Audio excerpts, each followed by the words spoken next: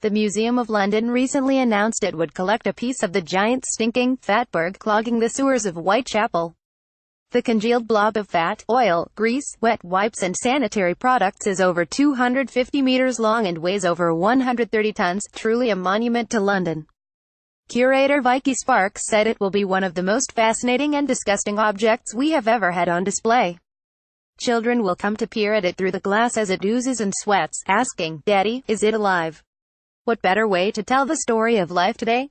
It reveals our most intimate habits. 93% of it is wet wipes. Who are all these people eschewing toilet paper for moist plastic, and demonstrates the limits of our infrastructure. Joseph Bazalgette, who built London's sewers in the 1860s, prescribed a gentle gradient to carry water and sewerage, nothing like the noxious cocktail of chip grease and sanitary napkins we pour into them today. Future historians will pore over its contents as a snapshot of life in 2017. Which raises the question, what other slices of urban life should we keep as a monument to this particular moment in time? How can you collect a city? Daddy, is it alive? The Whitechapel fatberg. Photograph Thames Water, PA at the V. Comprised of 2 complete apartments over 3 levels, with 2 facades and a section of its famous street in the air, this object will allow us to tell any number of stories about living in London, social, architectural, economic and political. In particular, we hope to capture the moment of optimism in the post-war era, when we as a society built generously and ambitiously for those who had the least, and how these ideas have been forgotten. Robin Hood Gardens shortly before demolition. Photographed Victoria and Albert Museum, London. But that's just the beginning of what museums could acquire to tell the story of a city in 2017. Here are 6 more ideas for my home city, London. Tell us what you'd collect for your city in the comments below. We'll feature the best suggestions in a forthcoming roundup on Guardian Cities. 1. Garden Bridge Archive. An artist's impression of the scrapped Garden Bridge. Photographed Heather Wick Studio. Come in close, children, the tour guide will say. This is what happens when the dream of a celebrity collides with the ego of a mayor. The scuppering of Thomas Heatherwick's Garden Bridge was one of the major stories of the year. Lovely in principle, but exceedingly wasteful in detail, the bridge eventually succumbed to common sense, although only after tens of millions of pounds of public money had been spent. Collecting the archive of drawings and correspondence would help to ensure against falling for impractical dreams again. 2. Tube carriage. Commuters on a tube at Oxford Street Station. Photographed Dan Kitwood. Getty Images. The tube has never been busier. The number of journeys has increased by 30% since 2007, with the number of passengers on peak trains increasing 50% since 1991. It's one of the defining experiences of London.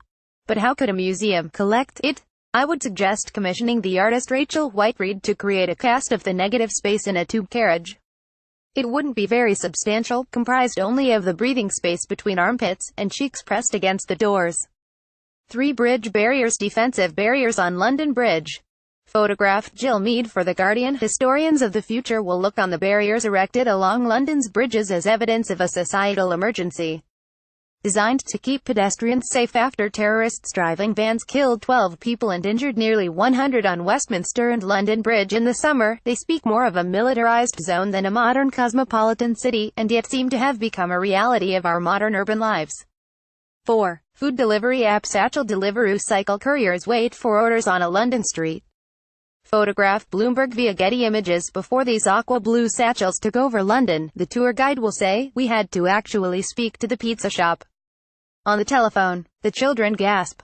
In just a few short years, food delivery apps such as Deliveroo and Uber Eats have transformed the experience of London, for diners, yes, but most of all for couriers.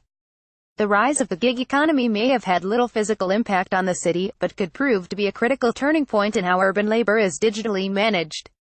5. The smell of diesel fumes. Pollution has reached combustion point. Photographed Alemi. The new awareness of the dangers of air pollution, and the coming of electric cars, will hope to spell the end of the diesel combustion engine. Nobody writes us about nitrous oxide, though, so how will we remember it? I imagine a large glass jar sitting proudly in the gallery of 20th century technologies, with a label that simply reads, London Air 2017, 6. A 2-foot pile of building regulations. The burned-out shell of Grenfell Tower in Kensington. Photograph Nicholas Hallian, AFP, Getty Images. Dame Judah Packett's interim report into the causes of the Grenfell Tower tragedy takes aim at the regulations that govern the building safety. The regulations themselves are quite simple, she told BBC Radio 4, but what sits below them is a whole series of guidance documents which stacked on top of one another would be about 2 feet high. This is where the lives were lost, a slow-motion catastrophe, endorsed by official stamps of approval, which left the door open to abuse by those trying to save money. It would be a shameful exhibit, but one that would hopefully ensure that a tragedy like this does not happen again. Rory Height is Curator of Contemporary Architecture and Urbanism at the V. Follow Guardian Cities on Twitter, Facebook and Instagram to join the discussion, and explore our archive here.